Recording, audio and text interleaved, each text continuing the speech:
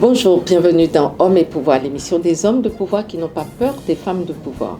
On dit souvent que derrière un grand homme se cache une grande femme, mais on oublie souvent de dire que derrière de grandes femmes se cachent également de grands hommes qui n'ont pas peur de s'engager pour que l'égalité des femmes et des hommes soit une réalité. Pour les encourager, une fois par mois, Femmes et Pouvoir donne la parole à un homme de pouvoir pour qu'il nous parle de sa vision de l'exercice du pouvoir, mais surtout comment est-ce qu'il s'engage pour faciliter l'accession des femmes noires ou des femmes tout court dans les espaces de décision. Aujourd'hui, nous avons le plaisir d'accueillir notre invité du mois qui est Louis-Edgar Jean-François. 4 prénoms. 4 prénoms. Qui est le PDG du groupe 3737. Oui. Bonjour Louis-Edgar, j'ai du mal à le dire. Bonjour Louis-Edgar. Voilà, c'est bien dit là. Bonjour Carole. Ça va? Ça va super bien et toi? Ça va très bien. Bienvenue sur le plateau de Hommes et Pouvoir. Merci, content d'être là. Moi de même. Alors, vous êtes le PDG du groupe 3737. Oui. Quand je dis Femmes et Pouvoir, quelle est la première image qui vous vient en tête? Femmes et Pouvoir, ce qui me vient en tête là rapidement, là, c'est, je pense, femme d'impact. Femme qui fait une différence dans les collectivités.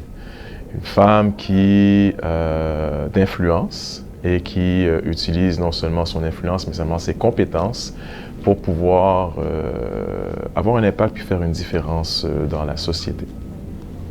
Très bien. Alors, est-ce que vous pouvez nous présenter votre organisation? Qu'est-ce que c'est le groupe 3737? Le groupe 3737, ce qu'on a mis en place, c'est un écosystème d'accompagnement entrepreneurial. Donc, on se concentre sur l'accompagnement entrepreneurial de gens issus de la diversité ethnoculturelle. Notre but, c'est vraiment d'utiliser le véhicule entrepreneurial de gens issus de la diversité ethnoculturelle pour aider à créer de la richesse, créer de l'emploi, créer des ressources. Et ce qu'on cherche à faire, c'est qu'une partie de ces ressources soit réinvestie dans les collectivités pour ultimement avoir un impact social significatif et durable. Aujourd'hui, le groupe 3737, on a une portée nationale, donc on a 12 bureaux à travers le Canada. Mais on a commencé modestement dans le quartier Saint-Michel, un quartier considéré comme un quartier défavorisé de l'île de Montréal. Il n'y a pas si longtemps, c'était considéré comme étant le deuxième quartier le plus pauvre au Canada, après Montréal-Nord qui est juste à côté. Donc notre but, c'était vraiment d'utiliser le véhicule entrepreneurial pour faire une différence dans le quartier, à dynamiser l'activité commerciale et faire en sorte qu'une certaine forme de richesse soit créée, des ressources soient créées pour qu'on puisse se réinvestir un peu dans la collectivité de Saint-Michel. Donc aujourd'hui, on est heureux. Aujourd'hui, on a eu de beaux résultats, donc des résultats directs. Donc on a accompagné plus de 2000 entrepreneurs. On a aidé à la création de plus de 1300 emplois. Et collectivement, nos entreprises ont généré plus de 200 millions de dollars en chiffre d'affaires. Beaucoup de ces résultats ont été atteints à Montréal et ses environs, mais aussi beaucoup aussi dans le quartier Saint-Michel. Donc ça fait en sorte qu'on a eu ces impacts directs-là, mais aussi des impacts indirects. Lorsqu'on dynamise l'activité commerciale, quand on parle d'impact indirect, qu'est-ce que ça fait? Mais ça amène de l'intérêt dans le quartier. Donc, après notre arrivée, je peux donner l'exemple d'un hôtel qui a été construit. Donc, plus d'activités commerciales, ça fait en sorte qu'il y a plus de filiales, de sièges sociaux qui viennent s'installer lorsqu'il y a de l'activité commerciale. Donc, il y a un hôtel qui s'est installé pour justement pouvoir accueillir, dans le fond, des dirigeants de sièges sociaux à l'extérieur qui ont installé des filiales ici, dans le quartier Saint-Michel. Aussi, on est content de dire que, ici, on est dans un building de 12 étages. Dans ce building de 12 étages, je me souviens à l'époque, on était les premiers qui sommes arrivés. D'où le nom 3737. Exactement. Donc, à l'époque, je me souviens, là, on essaie d'amener d'autres investisseurs. Donc, ce qu'il faut comprendre, c'est que c'est 12 étages, mais c'est des condos commerciaux. Donc, c'est vendu par étage. Donc, nous, on a commencé par occuper le rez-de-chaussée. Puis, ce qu'on essaie de faire, c'est d'amener d'autres investisseurs pour qu'ils puissent acheter d'autres étages ici au 3737 boulevard Crémazie. Il y avait une certaine réticence à l'effet que, bon, c'est le quartier Saint-Michel, quartier défavorisé, quartier pauvre, ça ne vaut pas la peine d'investir dans ce quartier-là. Puis nous, on s'est dit, mais on s'est lancé. Puis on a créé cette activité commerciale, on a créé ce dynamisme, si on veut, économique. Puis tranquillement, pas vite, on a commencé à voir un peu qu'est-ce qu'on faisait. Puis là, on s'est intéressé à ce qu'on faisait. Puis tranquillement, pas vite, les étages ont commencé à se remplir. Donc aujourd'hui, on est content de dire que les 12 étages du 3737 boulevard Crémazie sont tous occupés, dont 3 par le groupe 3737. Bravo. Alors, que signifie pour vous le mot pouvoir? Oh, ça, le mot pouvoir, c'est un grand mot. Pour ceux qui me connaissent, bon, je suis quelqu'un qui est très humain. Puis je suis quelqu'un qui aime la collaboration, qui aime le travail ensemble, qui aime la synergie. Donc, lorsqu'on parle du mot pouvoir, ça a cette connotation, si on veut, plus, je dirais, est-ce que je peux dire égocentrique, mais plus une connotation plus centrée à un seul niveau. Moi, pour moi, le pouvoir, c'est quelque chose de collectif. C'est quelque chose qui rassemble, si on veut, différents talents, différentes instances vers un but commun.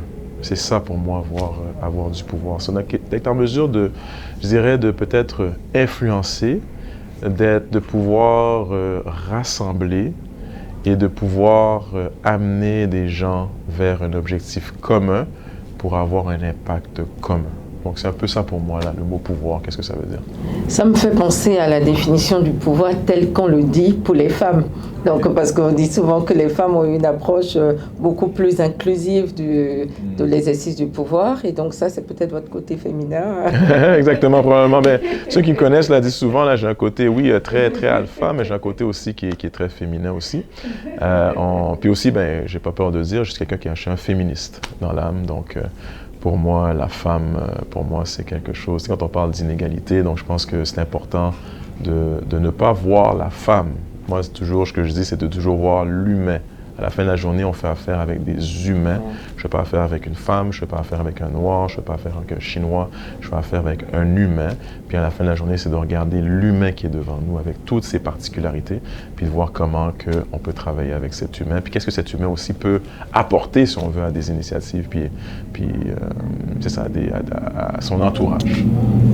Très bien. Donc j'imagine que c'est la... Enfin, de toute façon, vous n'allez pas vous diviser en deux. Donc j'imagine que vous êtes la même personne dans votre environnement personnel et professionnel. Est-ce que vous venez d'organiser le happening au BNL 3737, qui était 3 jours de séminaires intenses, qui ont regroupé des entrepreneurs, notamment issus de la communauté noire, avec des ateliers, des différentes conférences.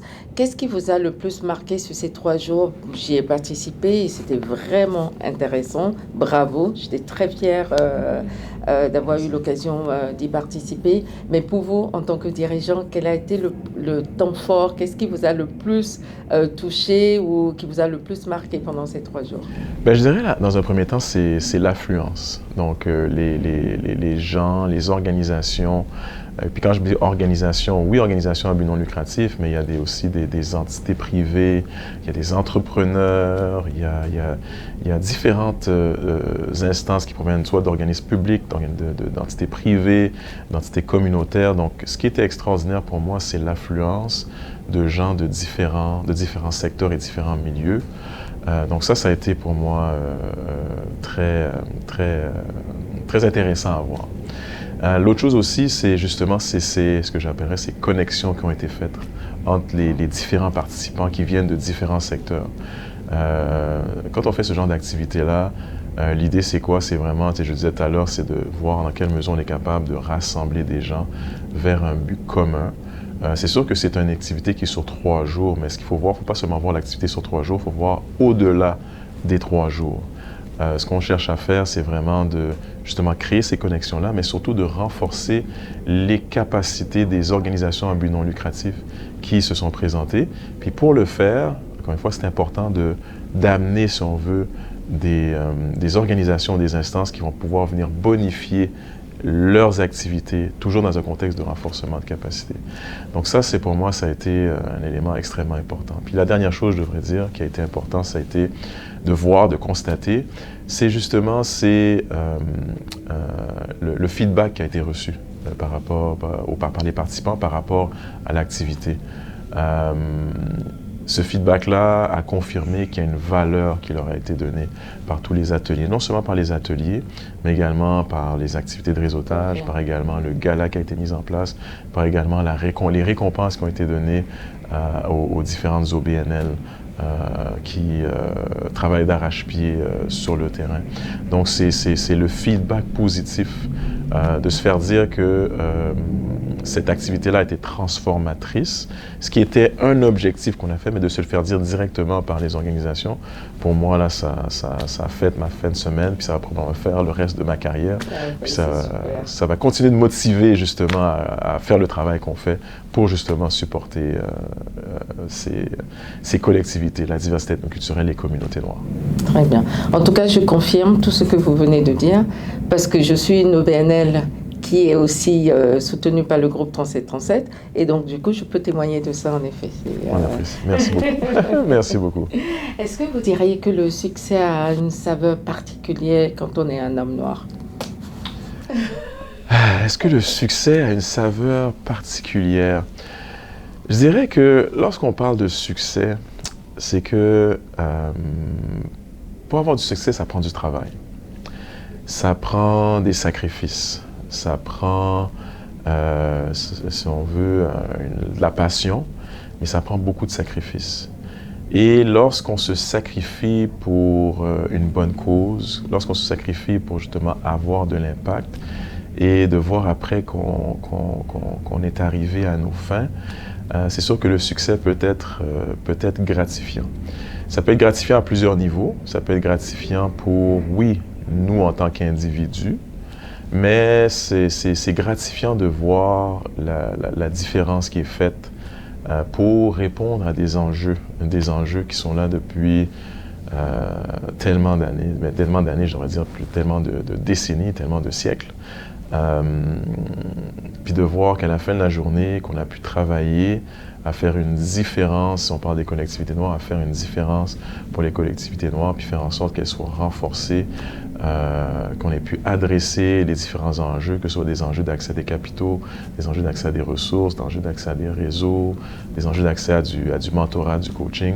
Donc pour moi, c'est de constater ça qui rend le succès, si on veut, savoureux et intéressant. Très bien. Donc du coup, tout à l'heure, vous parliez de sacrifice. On n'arrive pas à ce niveau-là par hasard.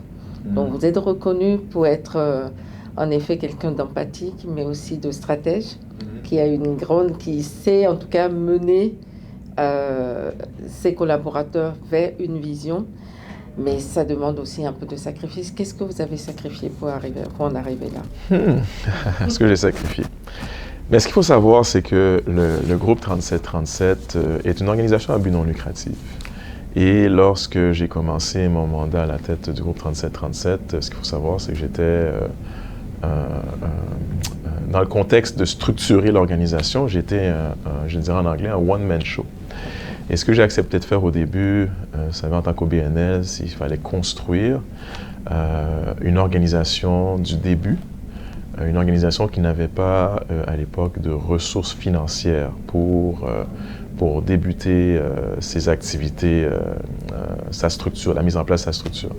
Donc j'ai accepté pendant 11 mois, même un an, près d'un an, à travailler bénévolement, à raison de 70 heures par semaine, pour donner une chance à cet écosystème-là de se mettre en place. Donc ça a été, je dirais, un premier sacrifice, je dirais un sacrifice financier, pour pouvoir donner une chance à cet écosystème-là de pouvoir voir le jour.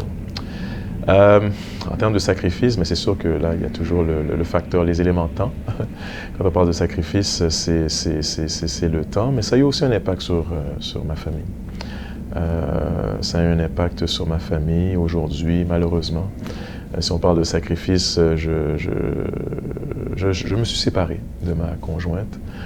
Donc ça a eu un stress également sur la famille. Donc lorsqu'on parle de sacrifice, malheureusement, ça a eu également un impact. Je ne pense pas que ça a été le seul élément qui a eu un impact sur ma séparation, mais ça a été un élément qui a peut-être exacerbé son nom, qui a accéléré la séparation. Donc ça, c'est un élément aussi à considérer. Mais par contre, lorsque je regarde aujourd'hui, la différence que ça a faite, la portée maintenant du groupe 3737, lorsqu'on parle également des ressources qui ont été créées. Donc j'ai le bonheur et le privilège d'être aussi cofondateur d'une organisation qui s'appelle la Coalition FACE, qui offre du financement à des entrepreneurs des communautés noires. J'ai aussi le privilège d'être le président du conseil d'administration. Également, le travail qui est fait de façon collaborative et synergique avec d'autres organisations qui ont été mises en place à travers le Canada pour justement augmenter les ressources qui sont disponibles pour les collectivités de la diversité ethnoculturelle et les communautés noires. Lorsque je regarde ça, ce qui a été fait, pour moi, la notion de sacrifice prend tout son sens. Car, comme je le dis, si on veut pouvoir faire une différence, si on veut vraiment avoir de l'impact, il n'y a jamais rien de facile dans la vie, il n'y a rien qui est donné. C'est important de savoir et d'accepter qu'il va y avoir des sacrifices en cours de route. Donc voilà. Donc je dirais que est-ce que ça a valu la peine? Je pense que jusqu'à un certain point, oui. Quand je regarde là, des gens qui viennent me voir, puis me dire que les ressources créées ont changé complètement leur vie, ont changé leur perspective également. Puis surtout aussi, ce sur quoi je suis plus fier, c'est que il y avait cette connotation à l'époque de dire que les collectivités noires ne pouvaient pas travailler ensemble. Puis ce qui est le fun, ce qui est bien, c'est qu'on a prouvé qu'en tant que collectivité noire, on est capable de travailler ensemble, on est capable de faire une différence ensemble. Donc ça aussi, c'est un élément qui me rend fier puis qui fait en sorte de me dire que le sacrifice en a valu la peine. Je ne sais plus quoi dire après ça. Mais en effet, on n'est pas leader sans sacrifice, malheureusement. C'est toute l'histoire nous a toujours démontré que la plupart des grands leaders ont sacrifié beaucoup de choses pour que leur communauté puisse grandir. Donc, merci. Plaisir, c'est un plaisir. Alors, le dernier rapport de l'ONU disait qu'il faudra qu'on attende 140 ans pour avoir un accès égal des femmes aux hommes dans les espaces de pouvoir. D'une part, que vous inspire cette phrase? Et deuxièmement, comment est-ce que le groupe 3737, à son niveau, pourrait accélérer ce changement? Je sais que vous faites déjà énormément de choses pour les femmes, mais est-ce qu'il y a une action que vous dites, OK, nous, on met sur ça, il y a Femme-Preneur, il y a, donc qui fait la différence?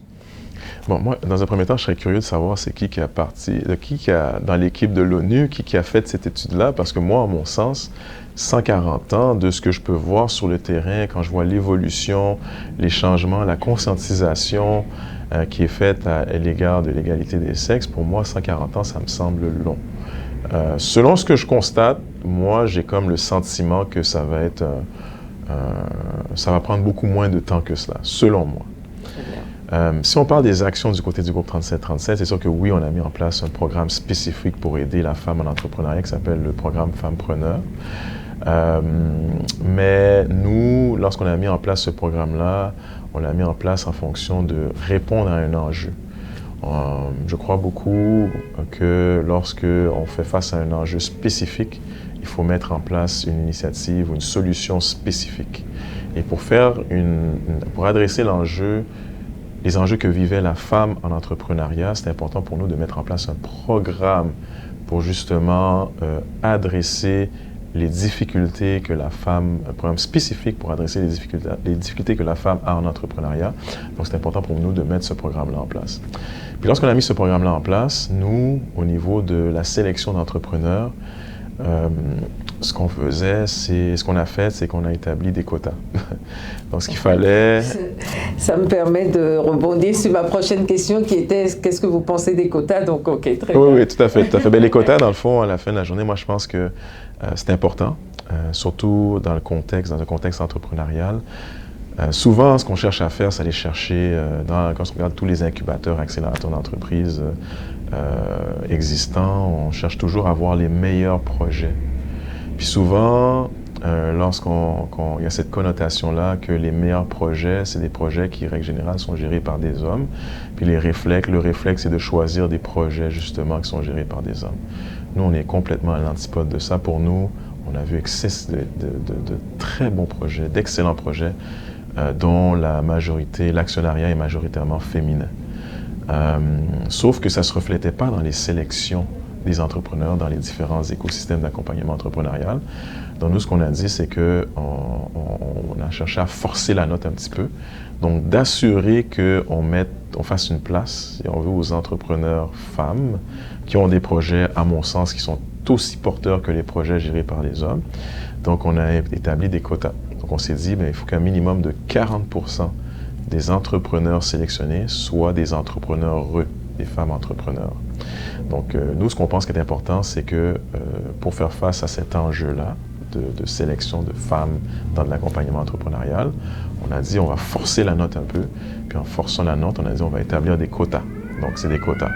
Des quotas qu'on espère qui sont temporaires, dans le fond. Fait qu'on se dit au début, on va forcer la note temporairement jusqu'à ce que ça s'installe dans les mentalités, que ça s'installe dans la sélection, puis que de façon automatique, on sache que lorsqu'on voit un projet devant nous, que le projet, que ce soit un homme ou une femme, ça ne devrait avoir aucune importance. Il faut voir la compétence, il faut voir la compétence devant nous, il faut voir le potentiel du projet, le potentiel de l'entrepreneur, point, sans égard à le genre de l'individu qui est en face de nous. Donc on se dit, on va forcer la note au début, puis éventuellement, avec le temps, ça va devenir quelque chose d'automatique.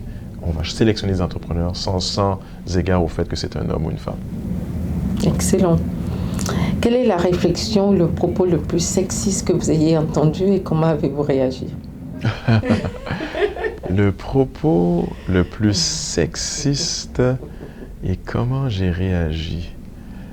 Le propos le plus sexiste, c'était, je me souviens du contexte, donc c'est à l'époque lorsque je travaillais en cabinet, donc je suis CPA. Je suis CPA, puis je travaillais en cabinet à l'époque.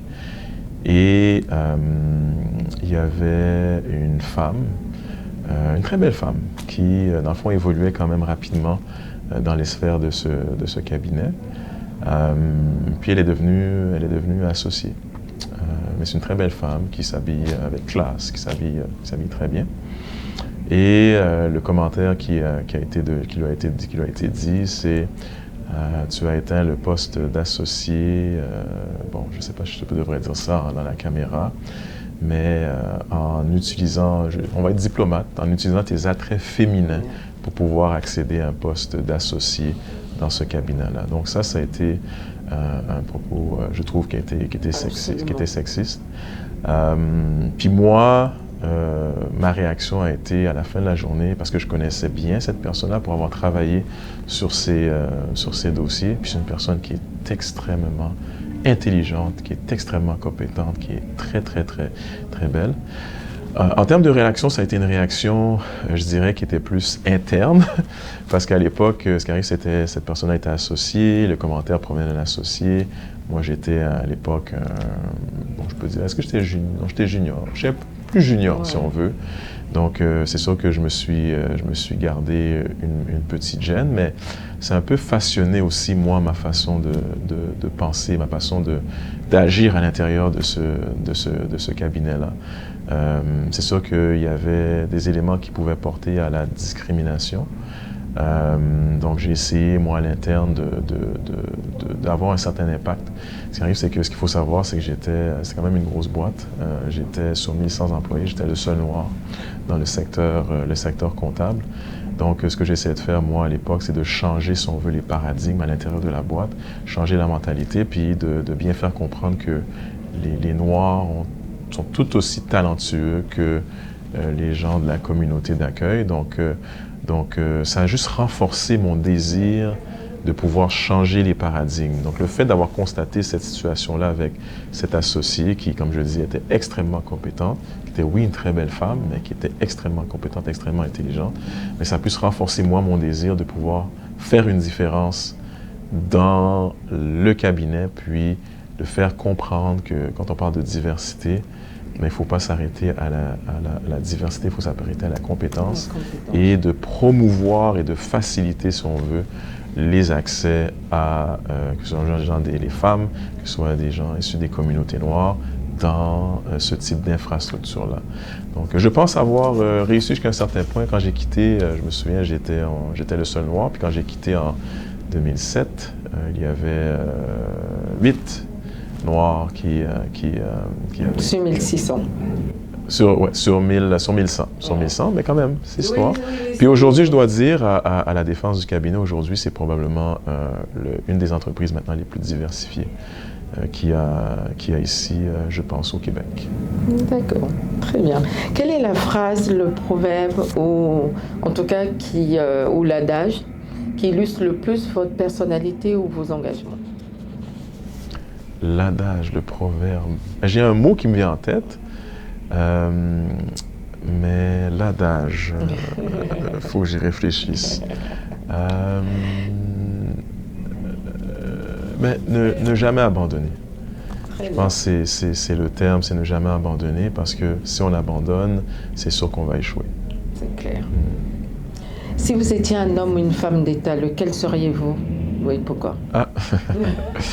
Ben, je disais à l'époque, à ma conjointe de l'époque, je disais que la seule personne avec qui j'accepterais que tu me trompes, c'était Barack Obama. Ah oui, là, vous avez mis la barre extrêmement haute. Extrêmement haute. Fait que s'il y aurait une position que j'aimerais accéder, ce serait président des États-Unis. Ok. Président des États-Unis. Bon, pourquoi pas? Oui, non, comme je dis, c'est dans les rêves les plus fous, mais président des États-Unis. Alors, supposons que vous êtes président des États-Unis et que vous avez un jour pour changer le monde. Par quoi commenceriez-vous? Je commencerai par éliminer en permanence les inégalités qui existent. Excellent. Si vous étiez un animal, lequel seriez-vous? C'est pourquoi? Moi, c'est l'aigle.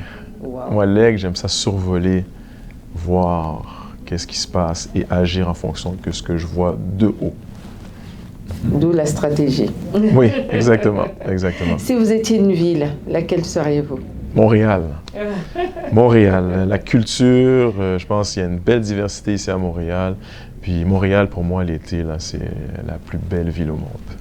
En préparant cette rencontre, on vous a demandé d'apporter un objet, une photo, en tout cas pour vous, quelque chose qui symbolise le pouvoir ou la masculinité, ou le pouvoir tout court, ou les deux ensemble, pouvoir et masculinité. Est-ce que vous avez apporté quelque chose, vous avez pensé à quelque chose, ou pas, d'ailleurs? Non, je n'ai pas apporté d'objet, mais si j'aurais apporté un objet, j'aurais amené avec moi, je suis quelqu'un qui est quand même spirituel, j'aurais amené un chapelet. Très bien. J'aurais amené un chapelet, oui. Je pense que je crois beaucoup en une force qui nous accompagne dans ce qu'on fait, qu'on peut l'appeler Dieu, qu'on peut l'appeler Allah, qu'on peut l'appeler peu importe. Je pense beaucoup qu'il y a une force qui nous accompagne. Et je pense qu'aujourd'hui, cette force m'a accompagné sur une note personnelle à pouvoir réaliser ce que j'ai réalisé aujourd'hui. Bravo. Si un petit garçon regarde cette émission et déclare « Quand je serai grand, je voudrais être Louis-Edgar Jean-François », que lui diriez-vous? Mais je lui dirais, il ne faut pas être Louis-Edgar Jean-François. Il faut qu'il soit lui-même. Il peut être inspiré par Louis-Edgar Jean-François. Il peut apprendre de Louis-Edgar Jean-François, mais à la fin de la journée, ce qui va être important, c'est qu'il soit lui-même avec ses propres talents, sa propre vision, ses propres façons de faire, puis d'accepter qui il est, parce que qui il est amplement suffisant pour réaliser ce qu'il va vouloir réaliser dans le futur. Très bien. Nous sommes regardés en France et également en Afrique. Vous dirigez une organisation qui milite pour l'épanouissement, l'essor des communautés noires au Canada. Quel message vous auriez envie de faire passer à toutes les autres communautés noires des autres pays qui nous écoutent? Vous savez, dans mes valeurs, celle qui vient en tête de liste, c'est la synergie. Pour moi, lorsqu'on parle de synergie, on parle de collaboration, on parle de travail ensemble. Et le pouvoir du nombre a un plus grand impact que le pouvoir de chacun pris individuellement. Donc, si j'aurais un message à donner, c'est de dire de continuer à travailler ensemble, à ne pas vouloir entamer des initiatives qui seraient considérées comme des initiatives d'impact tout seul, et de savoir que la meilleure façon de réussir et d'y arriver, d'avoir un impact réel, est de travailler en équipe, de travailler en collaboration, de travailler en synergie avec, que ce soit des individus, des organismes qui ont la même vision, le même état d'esprit. Puis ces individus, ces organismes ne sont pas nécessairement obligés d'être seulement des individus, des organismes issus des communautés noires. C'est de travailler en synergie avec toutes les instances, qu'elles soient noires, qu'elles soient blanches, qu'elles soient bleues, qu'elles soient jaunes, mais qui ont ce désir et cet objectif commun-là. Donc, si j'aurais un message à donner, c'est travailler en synergie, travailler en collaboration, travailler ensemble avec tous ceux qui veulent atteindre les mêmes objectifs et le même but. Et un but qui a, à la fin de la journée, un impact dans les collectivités. Donc, vous êtes un homme de pouvoir, n'est-ce pas? Bon, c'est un gros mot, mais bon, un homme de pouvoir. Moi, je dis que vous êtes un homme de pouvoir. Et donc, pour conclure cette entrevue, est-ce que vous pouvez me dire en un mot ou en une phrase quel est votre super pouvoir? Mon super pouvoir est l'empathie. Et c'est l'empathie qui m'a permis, qui continue de me permettre de faire le travail que je fais aujourd'hui. De pouvoir me mettre dans les souliers de la personne qui est en face de moi. Pour moi, c'est ça pour moi, dans mon cas, qui a pu faire une différence. Donc l'empathie serait, je pense, mon super pouvoir. Très bien. Ben, ça sera le mot de la fin. Merci beaucoup, Louis Edgar. Je ne sais pas pourquoi j'ai du mal à dire Louis Edgar. C'est correct, c'est correct. Mais Edgar, tu peux dire Edgar tout court, ça va être plus simple. Oui, je crois que c'est l'association des deux prénoms, mais ça va très bien. En tout cas, merci beaucoup, ça a été un grand plaisir. Plaisir partagé, très heureux, merci de m'avoir écouté et m'avoir invité à l'émission. Très bien. C'était Hommes et Pouvoir, l'émission des hommes de pouvoir qui n'ont pas peur des femmes de pouvoir. Si cette émission vous a plu, n'hésitez pas à nous soutenir en allant sur tous nos réseaux sociaux, mais bien évidemment sur notre chaîne YouTube et sur notre site femmesetpouvoir.tv. Je vous dis à très bientôt. Merci beaucoup.